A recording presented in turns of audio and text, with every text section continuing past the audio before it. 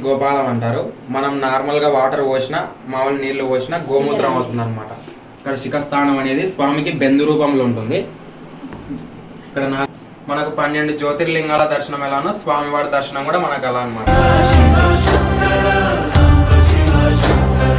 మీరు చూస్తున్నటువంటి ఈ చిలుక నీరు త్రాగి ఎగిరితే కలియుగం అంతమవుతుందని శ్రీ పోతులూరి వీరబ్రహ్మం గారు కాలజ్ఞానంలో చెప్పారు. ఇంకా ఇక్కడ శివలింగంపై గుంత ఉంది. ఆ గుంత ఎలా వచ్చింది? అందులో ఎప్పటికీ నీటి ఊట ఉంటుంది. చిలుక ఎక్కడ ఉంది? ఈ ఆలయ చరిత్ర ఏమిటి అసలు? ఈ వీడియోని చివరి వరకు చూడండి. ఈ శివలింగం ప్రత్యేకత తెలుసుకోండి. హరే కృష్ణ అందరికీ. ఈరోజు మరొక ఆలయ చరిత్రతో మీ ముందరికైతే వచ్చేసాను. ఈ ఆలయ చుట్టుపక్కల ఎటు చూసిన పచ్చటి పొలాలు, ఇంకా పెద్ద పెద్ద చెట్లతో చాలా అందమైన వాతావరణం మనసుకి ప్రశాంతతను కలిగిస్తుంది. ప్రతి ఒక్కరూ తప్పకుండా చూడాల్సిన ఆలయం. ఈ ఆలయం కడప జిల్లాలోని అనిమెల గ్రామం వీరపునాయని పల్లెలో శ్రీ సంగమేశ్వర స్వామి ఆలయంగా ఉంది. తెలుగులో సంగమం అంటే కూడలి అని అర్థం. కాబట్టి ఈ ఆలయానికి సంగమేశ్వర అని పేరు వచ్చింది. ఇక్కడ 3 నదులు కలిసే ప్రదేశం కనుక ఈ నదులు వరద వచ్చి పొంగిన రోజు ఆ నీరు చిలుకను తాకుతాయని, ఆ సమయానికి వరదలు పొంగి లోకమంతా అంతమయ్యే అవకాశం ఉంది అని చెబుతారు ఇక్కడ స్థానికులు. ఈ విషయాన్ని శ్రీ పోతులూరు వీరబ్రహ్మం గారు ఎప్పుడో కాలజ్ఞానంలో కూడా చెప్పడం జరిగింది. పూర్వం ఇక్కడ అగస్త్య మహాముని సప్త ఋషులతో కలిసి సంచరించే సమయంలో అనిమెల ప్రాంత ప్రకృతి రమణీయత పవిత్రకు మురిసి కొన్నాళ్ళు ఇక్కడే తపస్సు చేశారని ఇక్కడ పురాణాలు చెబుతున్నాయి. అప్పుడే సంగమేశ్వర లింగ ప్రతిష్ఠ చేశాడని ఇక్కడి స్థానికులు చెప్తుంటారు. ఇప్పుడు మనం చూస్తున్నాం కదా, ఇక్కడ గణపతి అయితే ఉన్నారు. ఈ గణపతి టెంపుల్ బయట అయితే ఉన్నారు. అయితే ఇక్కడ శివలింగంకి కొన్ని వందల వేల సంవత్సరాలు పూజా పురస్కారాలు జరగలేదు. కాలక్రమంలో లింగం మీద ఒక పుట్ట ఏర్పడి విజయనగర రాజుల కాలంలో ఈ స్థలానికి పునఃవైభవం వచ్చింది. ఇందుకు సంబంధించి ఒక కథ ప్రాచుర్యంలో కూడా ఉంది. సంగమేశ్వర ఆలయానికి దగ్గరలో దక్షిణాన రాజపాలెం గ్రామం ఉంది. ఆ గ్రామంలో కశ్యప గోత్రికులైన క్షత్రియ కుటుంబాలు నివసిస్తుండేవారు. వారి ప్రధాన సంపద గో సంతతి. వీరి గోవులు ప్రతిరోజు అనిమెల గ్రామం దగ్గరలో మేత కోసం పోయి మేత మేసి సాయంత్రం ఇంటికి చేరేవి. ఒక ఆవు మాత్రం కడుపు నిండా మేత మేసి ఇంటికి వచ్చిన తర్వాత పాలు ఇచ్చేది కాదు. అంటే ఒట్టి కడుపుతో ఇంటికి తిరిగి వచ్చేదంట.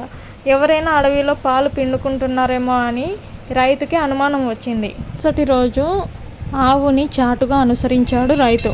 ఆవు ఎప్పటిలాగానే సాయంకాలం ఓ పుట్టకాడికి చేరి పాలు జారవిడిచింది. అది గమనించిన రైతు పుట్టలో లింగం ఉన్నదన్న విషయం రైతుకి తెలియదు. అన్యాయంగా పాలు వృధా చేస్తుందన్న కోపంతో గొడ్డలిని ఆవుపై విసిరాడు. అది ఆవుకి తగలకుండా పుట్టలోని లింగానికి తగిలింది. ఆ గొడ్డలితో లింగాన్ని కొట్టిన ఆనవాళ్ళు ఇప్పటికీ కూడా కనిపిస్తాయి. ఈ వీడియోలో మీరు కూడా చూడవచ్చు ఆ ఆనవాళ్ళు. ఇప్పుడు వీడియోలో కనిపిస్తున్న శివుడి ఇంకా పార్వతి అమ్మవారు ఇక్కడ ఉత్సవ విగ్రహాలు. వీరైతేనక గొడ్డలి విసిరిన తర్వాత రైతు మళ్ళీ రాయి తీసుకొని కొట్టే ప్రయత్నం చేస్తుండగా పరమేశ్వరుడు మహారుషి రూపాన ప్రత్యక్షమై రైతుని పుట్ట దగ్గరికి తీసుకువెళ్ళి అక్కడ పుట్టలోని శివలింగాన్ని చూపాడు. రైతు పశ్చాత్తాపం చెంది పుట్టను త్రవించి లింగాన్ని పాను మఠాన్ని వెలికి తీయించాడు. అప్పటి నుండి శ్రీ సంగమేశ్వర లింగానికి నిత్య పూజలు నిర్వహిస్తున్నారు ఇప్పటి వరకు కూడా. దేవలాలు అనగా 12 శివలింగాలు కలిసి ఒకే లింగ రూపంలో దర్శనం ఇవ్వడాన్ని దేవలాలు అంటారు. పై గోపాదం బ్రహ్మరంధ్రం అనగా శిఖ దర్శనం, అమ్మవారి దక్షిణ ముఖంగా దర్శనము ఇస్తారు. మధ్యలో మండపం పైన అష్టదిక్పాలకులు, ధ్వజస్తంభం పైన పంచలోహ చిలుక. మందిరం బయట ఇలా ఆలయ చరిత్ర అయితే ఇలా రాసి ఉంది. కావాలంటే ఇక్కడైనా మనం చదువుకోవచ్చు ఆలయ చరిత్ర గురించి. ఇంకా మనకు తెలియని ఎన్నో విషయాల గురించి, ఆలయ చరిత్ర గురించి ఇక్కడ పూజారి గారిని అడిగి తెలుసుకుందాము. ఓం శ్రీ గురుభ్యో నమః. హరి ఓం. సంగమేశ్వర స్వామినే నమో నమః. ఇది వచ్చేసి గోపాలం అంటారండి. ఇది వచ్చేసి గోపాలం అంటారు. మనం నార్మల్గా వాటర్ పోసినా మామూలు నీళ్లు పోసినా గోమూత్రం అవుతుంది అనమాట. ప్యూర్ గోమూత్రం అవుతుంది. గోపంచకం అంటే తెలుసు కదా మీకు. గోపంచకము ఇప్పుడు నీళ్లు పోసినాక 1 అవర్ తర్వాతనే గోపంచకం అవుతుంది అనమాట. ప్యూర్ గోపంచకం అవుతుంది. ఇక్కడ వచ్చేసి ఇది బ్రహ్మరంధ్రం అంటారు. చూడండి, ఇది బ్రహ్మరంధ్రం అంటారు. మనకి పైన నుదిన ఎలా మెత్తగా ఉంటుందో పైన స్థానంలో అలా స్వామివారికి అది బ్రహ్మరంధ్రం అంటారు. ఇది వచ్చేసి బ్రహ్మసూత్రం అంటారండి. ఇంకా కిందికి ఉంది, ఆభరణం ఉంది, కనిపించదు. మీరు అబ్జర్వ్ చేయండి. వేరే శివాలయాలకు వెళ్ళినప్పుడు కొన్ని లింగాలకు మాత్రమే ఉంటుంది ఆ బ్రహ్మసూత్రం అనేటువంటిది. స్వామికి వచ్చేసి ఎనికిల శిఖస్థానం అనేది ఉంటుంది. ఎనికికి వస్తే కనిపిస్తుంది. ఇక్కడ శిఖస్థానం అనేది స్వామికి బెందు రూపంలో ఉంటుంది. ఇక్కడ నాగాభరణం ఉంది కాబట్టి అంటే ఇది కాకుండా ఇది వచ్చేసి బ్రహ్మరంధ్రం. ఇక్కడ బ్రహ్మ సూత్రం అంటారు. ఇంకొకటి వచ్చేసి స్వామి దక్షిణ వైపు ఒరిగి ఉంటారు. దక్షిణం ఇటు సైడ్. అప్పుడు గోవు పాదం పెట్టడంతో స్వామికి వెయిట్ అయ్యి అలా దక్షిణ వైపు. ఎక్కడ పెట్టినారు పాదం? గోవు పాదం పెట్టినారు అక్కడ. గోమాత పాదం పెట్టినందుకు స్వామి వెయిట్ తోని దక్షిణ వైపు ఒరిగి ఉంటారు. ఇంకొకటి వచ్చేసి స్వామి మీద 12 లైన్స్ ఉంటాయి, 12 లెస్. ఇవి మనకు ఇవన్నీ లైన్స్. అవన్నీ లైన్స్. ఇవన్నీ చూస్తున్నారు కదా, ఇవన్నీ లైన్స్ అంట. మనకు 12 జ్యోతిర్లింగాల దర్శనం ఎలానో స్వామివారి దర్శనం కూడా మనకు అలా అనమాట. ఇంకొకటి వచ్చేసి ఈ గుడికి చాలా మంది అన్ఎక్స్పెక్టెడ్ గా వస్తుంటారు దర్శనం చేసుకోవడానికి. చాలా మంది అనుకోకుండా వచ్చి దర్శనం చేసుకుంటారు. ఇంకొకటి అనుకొని రావాలా ఇక్కడికి సంగమేశ్వర స్వామి దేవాలయాలకు అనుకొని రావాలా దర్శనం చేసుకోవాలా అనుకునే వాళ్ళు చాలా తక్కువ. అనుకున్నా రాలేరు. ఏదో ఒక పని పడి ధ్వజస్తంభం వరకు వచ్చి నంది వరకు వచ్చి వెళ్ళిన వాళ్ళు చాలా మంది ఉన్నారు. నాతో కూడా దర్శనం చేసుకోకుండానే వెళ్ళిపోయిన వాళ్ళు ఉన్నారు. నాతో చాలా మంది కూడా అన్నారు, అవును స్వామి ఇక్కడ వరకు వచ్చి మేము అనుకొని వచ్చి దర్శనం కాకుండా ఇంటికి వెళ్ళిపోయినామని కూడా చాలా మంది అన్నారు. అందుకే ఈ గుడికి చాలా మంది అనుకోకుండా వచ్చి దర్శనం చేసుకుంటారు అన్ఎక్స్పెక్టెడ్ గా. ఇంకొకటి వచ్చేసి స్వామి మీద బయట ధ్వజస్తంభం మీద పంచలవాల చిలక అనేది ఒకటి ఉంటుంది. ఆ చిలకకి ఎప్పుడైతే ప్రాణం వచ్చి ఆ స్టేజ్కి ఎప్పుడైతే నీళ్ళు వచ్చి చిలక స్టేజ్గా ఎత్తుకు ఆ చిలకకి ఎప్పుడైతే ప్రాణం వచ్చి తల వంచి ఆ నీళ్లు తాగిందో ఈ కలియుగం అంతమని అంటారు అన్నమాట. బ్రహ్మంగారి కాలజ్ఞానంలో కూడా రాసింది ఈ కలియుగం అంతమని. ఇక్కడ 3 నదులు కలుస్తాయి, పాపాగ్ని, వాహిని, మొగమురు. ఇక్కడ పక్కనే ఉంది, నీరు లేవు. అదనమాట 3 నదులు కలుస్తాయి. స్వామివారికి సంగమేశ్వర స్వామివారు అనేసి ఎలా పేరు వచ్చిందో చెప్తారు. ఇక్కడ త్రివేణి సంగమం అన్నమాట. మనకు సంగమం అంటే త్రివేణి అంటే 3 నదులు, త్రివేణి సంగమం. అందుకు ఈ గుడికి సంగమేశ్వర స్వామి 3 నదులు కలుస్తాయి కాబట్టి సంగమం అని వచ్చి కలిపి ఈశ్వరుడు మేశ్వర స్వామి అని వచ్చింది. సంగమేశ్వర స్వామి యాక్చువల్గా ఇక్కడ సంగమేశ్వర స్వామి దేవలం అంటారు కదా, బహువచనంలో ఈ గుడి యాక్చువల్గా సంగమేశ్వర స్వామి దేవలాలు అంటారు అన్నమాట.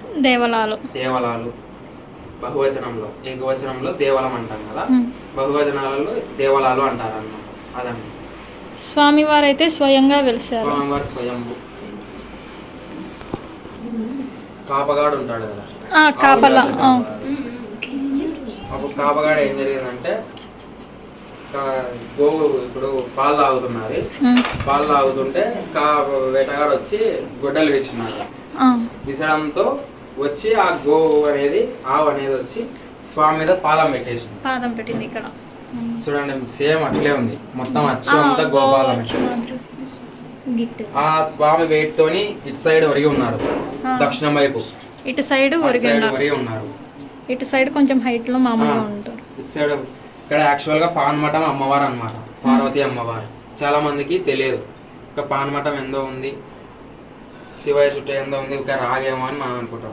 కాకపోతే ఇక్కడ అమ్మవారు అన్నమాట, పార్వతి అమ్మవారు. మొత్తం ఇదంతా ఫస్ట్ ఏం జరిగిందంటే ఇప్పుడు అభిషేకం జరిగేటప్పుడు అమ్మవారు ఉండి స్వామివారిని అడిగినారంట, స్వామి నాకు కూడా మీ అమ్మడే నాకు అభిషేకం కావాలి, మీ వెంటనే నాకు కావాలి అంటే స్వామి ఉండి నాది అయిపోయినాక మీకు చేస్తారులే భక్తులు అభిషేకం అన్నారంట. లేదు అలా కాదు, నాకు మీకు మాకు ఒకటేసారి జరగాల అని అడిగిందంట. అంటే అప్పుడు స్వామివారు తెలివితో ఆలోచన చేసి ఎట్లా చేస్తే బాగుంటుందని ఆలోచన చేసి పాన్మఠం రూపంలో కొలువు చేసి ఉంచినారు అమ్మవారిని.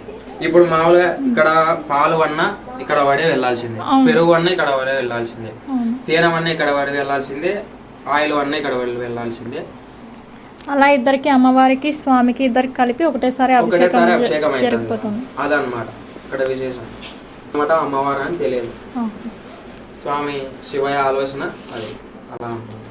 ఇక్కడ శివుడు స్వయంభు, అమ్మవారిని వచ్చేసి ప్రతిష్ఠించారు. ఇక్కడ 13వ శతాబ్దం కాలం నాటి టెంపుల్.